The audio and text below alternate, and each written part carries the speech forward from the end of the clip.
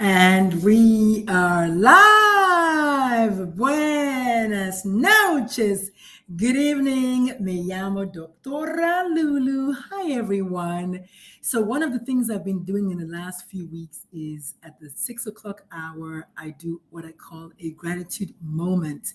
My name is Dr. Lulu, aka the Mom Nutrition. I'm a pediatrician and a life coach, and I work specifically with businesses, organizations, and especially healthcare organizations, helping you all create safe, affirming, supportive spaces for parents of LGBTQ plus kids. So we're going to take a moment together and do this gratitude moment. Why not?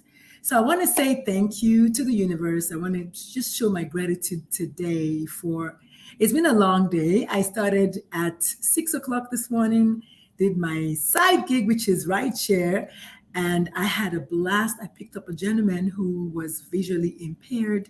We had an amazing conversation. I know I touched him as much as he touched me. And then, of course, I got home, did my workout, thanking Jesus for that. Then I bonded with my baby who's about to go off to college. And then I got to the airport because, of course, he had to take his mama. Flew into Dallas, Texas. I'm very grateful for the amazing flight I had. Y'all, stay tuned. I'm going to tell you what happened on the flight. Trust me, it's always a good time with me. And of course, I got to my hotel. I had a chit chat with my Uber driver. He gave me some ideas, which I'm going to implement. And I'm here, 6 o'clock p.m., thankful for everything that's happened to me today. So I am at I forget the name of the hotel, but actually because of you crazy guys, I'm not going to tell you. But I forgot the name of the hotel, truly. And I really am in Dallas, Texas for an event tomorrow. It's a statewide LGBTQ plus LGBT chamber convention of sorts. But I was invited and I have front row seats. So sit back, relax, and enjoy the ride. So if you don't know me yet, my name is Dr. Lulu, aka the Mom Nutrition. Call it aka overall agitator of the governor of Texas, because somebody has to do it. So if you don't know that, now you know. I am a pediatrician, I am a life coach, I am a parent coach. I really help parents connect with their kids. In the past, the old me was helping only parents of LGBT plus kids. But one of my coaches said, you are so awesome that I really think all parents should enjoy your gifts. So I'm like, you know what? Why not? So I help parents of LGBT plus kids accept and affirm their babies, but specifically for all other parents. If you're yelling, if you're feeling like you're not enough, if you're having a hard time connecting with your kids, I got you. But these days on these LinkedIn streets, I'm doing something totally never done before. Uncharted territory, let me tell you. And if you know my story, then you know that a few weeks ago, 3 to 4 months ago, I started losing people in my family. They were just dropping like quote unquote flies. First, my best friend, then my niece, then my ex-husband, then my uncle, now my younger auntie. I mean, just like 5 people in total in about 3 months and some change. And so I said, you know what, Dr. Lulu, you're playing small. You are playing too small. It's time to start playing big. And so the idea that the universe gave to me, if you read my newsletter today, is an idea that I've been playing around with. One of 2 ideas I've been playing around with. The first one is to go big or go home. So it's a very unusual concept to select a particular niche of employees to support. But this niche of employees are parents. They are the guardians of our future. They are the supporters and the affirmers of future leaders, future entrepreneurs, future kings and queens. And if they do not get support at home, then you are it. And so what had happened was a few weeks ago, I had a terrible experience in my own little family unit. I call it terrible because it kind of just came to a head, as they say in America. I I didn't want to take it anymore. Okay, just the non-stop homophobic and transphobic stuff that were being posted in my tiny little family group chat. And obviously, I left the group, so I don't know if they've continued. It would be interesting to know if they continued, right? Because when the person you're trying to get at is no longer there, then what do you do? And so I realized that day that as an entrepreneur, it's a very lonely journey. Everybody knows that. But more so if you're a parent of a queer child in today's world where, phew, everybody's coming for your child. Everyone is coming for your child, and you are literally fighting a losing battle. You are fighting. Let me tell you what happened today. I sat next to two people on my Southwest flight. The one on my left is an older gentleman. He was actually born in 68. He's going to be 55 next week, I think. And the other gentleman to my right was a younger millennial at this point, 26 or 27 years old, I think he said. And he is a first officer, so he's like a pilot. So I'm going to tell you the story of what happened later on with the one on the right. But the one on the left, I don't know if he heard me talking about the work that I do, but he was showing me pictures of him and his son, where they were vacationing. They went across the whole world and all these things. And we're talking about his son's future final height. And as a pediatrician, I was like, well, let me see this, that, and the other, and this, that, and such and such. And then he said, you know what? I had all of my growth spurts. I think he said after the age of 15 or between 15 and 17, he just grew really tall. So I said, okay, then that means that there's hope for your kid who is, I think he said the kid is 16 now. I said, yeah, there's hope that he may get taller, may even end up being taller than you.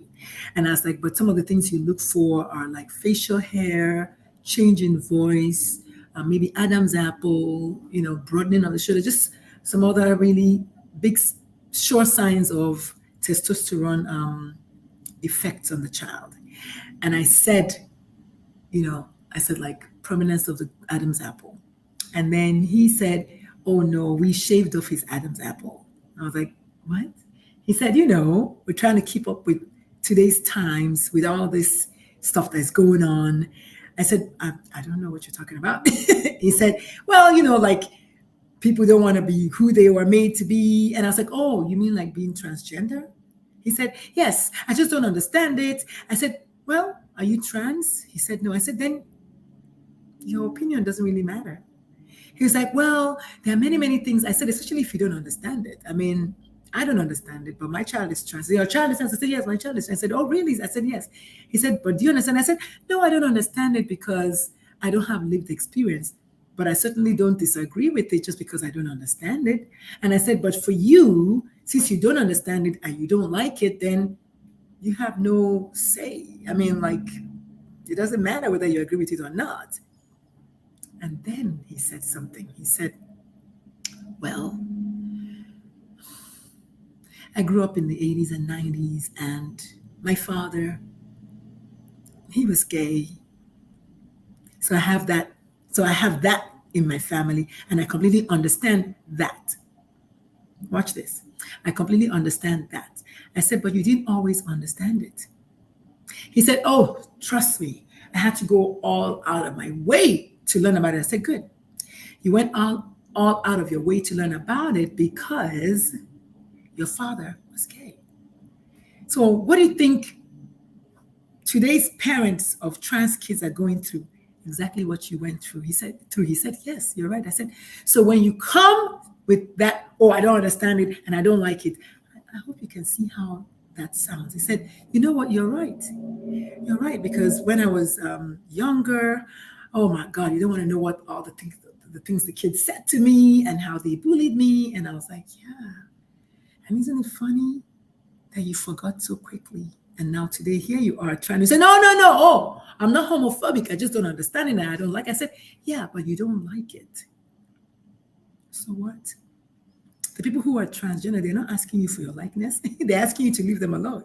Anyway, we had a good conversation, but that brings me to what I'm talking about. So as a parent of a transgender child, one of the things that I was lacking, or I am present continuous lacking, is support on the home front.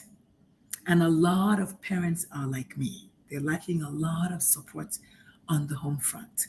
So it's not surprising that I got this idea to find other places where we would ordinarily not be thinking about parents of queer kids and get them to start supporting said parents of queer kids. And so today we're going to talk about the first misconception about parents of queer kids.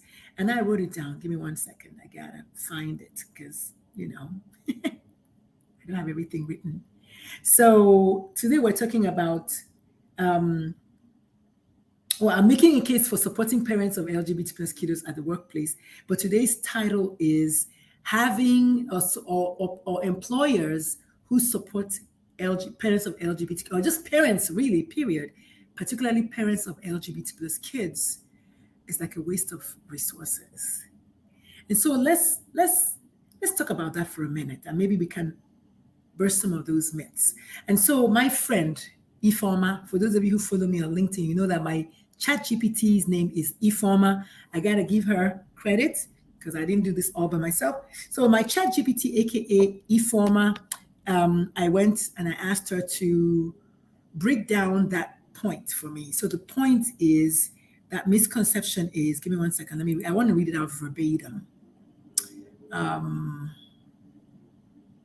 So the misconception is, I don't know if y'all can still see me because I'm on my, providing support for parents at the workplace is an unnecessary burden for employers. So today's topic is providing a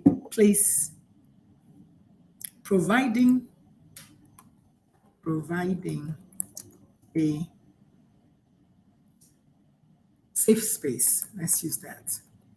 Safe space for parents of LGBTQ plus kids is did I say waste of time or something? Waste of resources. For employers. That is, I know, I'm just going to come out and tell you right now, before I became a parent, I definitely was one of those people who thought, well, why should we support the parents? I mean, it was their choice to become parents. It's funny how life is so funny. Once you get bitten by the bug, the way you jump ship and just become somebody else and start preaching a different language and start speaking a different language and preaching a different thing. And so we're going to read from ChatGPT, who says, proponents of that, providing a safe space for parents of LGBT plus kids is a waste of resources for employers. Proponents of that point, the first counterpoint that they bring is focus on core responsibilities. Focus on core, that they're asking the employers to focus on core responsibilities, not who you are at home. Except today, my child being transgender is now a political discussion.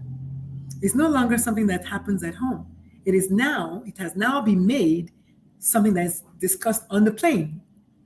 Really? Right? At the restaurant, at work. So those people say focusing on core responsibilities is what they want the employers to do. So some individuals believe that employers should primarily focus on their core responsibilities, such as ensuring productivity and profitability, right? That employers should only focus on that. But I'm here to tell you, because they said that they argue that providing support for parents, including those of LGBT kids, diverts attention and resources away from essential objectives. You know what? I used to think that, and I'm not even going to blame you if you still think that way. But naturally, as a life coach for parents of LGBTQ plus kids, as an educator about LGBTQ plus issues, as someone who specifically focuses on this, my job is to give voice to that dark space. Because I know that most companies, most organizations, they have that have pride ERGs or prism spaces are actually catering almost exclusively for the queer people themselves. That's what they're almost focusing on, the queer people themselves. No one is thinking about the parent of the queer person. And quite frankly, a lot of parents struggle with shame and stigma. It's a thing. And so they might not go into the prism spaces. They might not go into the ERG spaces because they're going to say, well, it's technically not for me. It's for queer people. And many of them, as you know, are dealing with so much shame and fear of ostracization at this point, they're not even going to say anything about their kids. So the onus is on you as the employer and the human resources person and the vice president and all of that to think outside the box and think about if you were a parent and entire governments were coming for your kids and you had no support at home, what would you do? What would you like? So when was the last time you as an employer thought about the one child, the one LGBTQ plus child? When was the last time you thought about them and therefore about their parent and therefore about their parent as your employee? When was the last time you thought about that? And so my point today is to draw attention to the fact that we have people at your workplace right now who are thinking the way who are thinking the way I used to think, who are thinking about what I just said, that you should forget parents, forget their queer kids. It's none of your business. Go ahead and focus on core responsibilities. But for each one that I give you their thoughts, I'm going to give you the counter thought, which is where I'm coming from. So again, hopefully y'all can see me when I go off to read from my ChatGPT. So one of the things that my ChatGPT offered today as counter thoughts, because it's important then when you're thinking about the people that are coming for us, we the parents, to think about us as well. So the one counter thought that my ChatGPT offered is improved employee morale and loyalty. I'm going to say that again for those of you at the back. When was the last time you thought about improved employee morale and loyalty with regards to parents of LGBTQ plus kids? Now, naturally, those are my people. Those are the people that I'm focusing on because I have a transgender child. So of course, I'm not going to focus on the trans person at work necessarily in this context, or the LGBT person at work in this context. No, I'm going to focus on the people that are my people, the people that I am. And so improved employee morale and loyalty is one thing you should be thinking about. And what she says is when employers provide support for parents, it fosters a positive work environment that values and understands the challenges that they face. It fosters a positive work environment that values and understands the challenges that they face. This in turn naturally will increase employee morale. I mean, just imagine me that day that my baby brother posted that mess in the family group. If I had a place to go to work the next day, I know that I would have felt better, period. One. Two, if that place of work was supportive of me as a unique individual as my own unique niche, that much more will I feel valued at work. And I'm not going to sit here and tell you that I know for sure that if you institute the supportive, practices, that that's all it's going to take, and I will automatically, maybe never leave the place of work. No, but it's going to play a huge role whenever I look at my child and I see what the government and what the outside world is doing to my child. It's going to make me think twice, if nothing else. Okay? Because I do know that you can increase my paycheck as much as you want. But if I have a toxic immediate supervisor or toxic employee, co-employees, I'm not going to stay. However, imagine if you instituted a rule, for instance, or some kind of strategy to recognize that I exist, that my child exists. Imagine if you did that. Just imagine if you did that. So, what they're saying is it's going to increase employee morale, it's going to increase job satisfaction, and definitely increase loyalty to the organization. And I might even add, it's going to make me tell my cousin Boniqua and my nephew, I don't know, Daron, right? I'm going to tell them, or Darren, I don't know, whatever. I'm just making up names here, y'all. Bear with me. And yes, my allergies just, it's going to make me not only want to work there, I'm going to want to see if I can get all my nieces and nephews to work there, all my sisters to work there, especially if we have more than one LGBTQ plus family member as a child in the family. Are you kidding me? Like, I know it's a tiny niche, and my job is to keep screaming until we are recognized at the workplace because we have a place. And one of the things I'm going to do is I'm going to create some kind of either nonprofit or something where I'm going to start a movement. I'm going to do it. Start a movement for supporting parents at the workplace. Like, I'm on it. Right now, I'm in Dallas, one of the biggest, most metropolitan cities in U.S. or Dallas metro area. Arguably, all kinds of companies are here, including Southwest Airlines that I flew today. And I have a plan on something I'm going to be doing with Southwest Airlines soon. But yeah, so employee morale is boosted. Employee loyalty is boosted. Job satisfaction is boosted because I know that me and my child are taken care of. Even if I have a bad immediate supervisor, I will think again before I leave. Out of loyalty to you, the owner, the CEO, the big kahuna.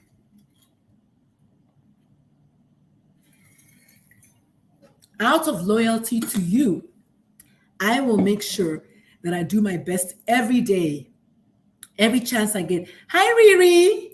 Hi. Oh my God. Hey, beautiful. I'm in Dallas, Texas. I'm sorry if I didn't see when you came on. Hi, sweetheart. So I'm talking to organizations, corporations, healthcare institutes, healthcare entities. Rihanna, you're one of the people that actually I need to be talking to about this, my new initiative, whereby I'm trying to bring to the forefront the parents of LGBTQ plus kids who today are being attacked, today are being ostracized, today are being driven from their homes because they love, support, accept, and affirm their kids. I mean, hello, there's no better way to get me and maybe even my child to work for you, to be loyal to you, to never forget you because you supported me, because you did the right thing. So what we're going to do is these are only going to last about 25 to 30 minutes at the most. I know I spent most of the time today telling you all the story, but usually I tell a story for context. So I was going to tell a different story, but I just happened to have met this guy on the plane today. A big businessman, lives in Orlando, Florida, doing it bigly. And he said, well, I don't understand it and I don't like it about transgender. So he's from Florida. So I already kind of was ready. So it's just as well that I talk about that story. So I told him, I said, well, why is it bothering you? Somebody's gender. How does it bother you? He said, well, it doesn't bother me. I don't know. And then he couldn't answer. I said, well, the truth is they don't know you. You don't know them. They don't really truly care about you. They want you to just leave them alone. And if you don't understand it, then your opinion doesn't count. And then he was like, well, there are lots of things that I don't understand, but I have an opinion about it. I said, well, that's your opinion. You're entitled to having an opinion about everything if you choose. But when it comes to my child, I have an opinion because I'm the parent, right? Now I don't understand what it means to be trans because I'm not trans. But I understand what it means to be a parent. And then after he told me that his father was gay and his father, died of HIV, of AIDS, and he remembers being bullied and all the things that happened to him when he was a child. So I was like, well, I gave him my business card and he sent me an email and we're going to be talking. And so you just never know. You just never know who's sitting next to you. But I wanted to just bring to the forefront today this whole notion that providing a safe space or supporting parents of LGBTQ kids at the workplace today is a waste of resources for employers. Like, people actually feel that way. But I'm here to tell you that I am always thinking about that one child whose parent may be your employee, whose parent right now is at the crossroads, whose parent right now does not know where to go, whose parents today is screaming and shouting and just not knowing what's happening. I'm talking about that one child whose parent is being ostracized the heck out of at home, whose spouse is attacking, whose parents are attacking, siblings are attacking like they did for me, who has nowhere else to go except to work. How about if you decided today to be the one for the parent and by default, the kid? Okay? So if you'd like to know more about how we do that, if you'd like to know more about how I can help you, I have a 12, well, actually it's an 11-week program for organizations that I drew up that's so good. And Communicare Health Centers has signed on. I used to work with them. They have signed on to be my guinea pigs. And today I'm going to be working on creating their own unique miniature version of the program because he said 11 weeks was a bit long, and that's okay. I have an 11-week program. I have a 6-week program. I have a 3-day, 3 nights program. I have a weekend intensive program. I have all of those options for you. So all I'm asking you to do is to reach out in my DM, send me a message, send me an email. Here's my email is coach@dr-lulu.com for if you'd like to send me an if you'd like to send me if you had a question, if you want to send me a message on LinkedIn, my DMs are open on maybe how I can come and help your organization. Because as you know, it's always about the bottom line. It's always about employee or talent attraction, talent acquisition, and talent retention. My program is titled the Ally Bridge Connection Program, where we sit down and teach y'all how, why, and the what connection program. It's titled Ally Bridge Connection Program. It's a 11-week program. I have a couple of bonuses, so I keep going to 12 weeks. But it's an 11-week program. And inside of that program, I also have a few weeks dedicated to the parent focus group as well as the employer focus group. So I've got everybody covered. So send me a DM if you'd like to talk some more about how I can bring my Ally Bridge Connection program to your organization. My email is coach@dr-lulu.com. And I'm very, very, very excited to speak to you.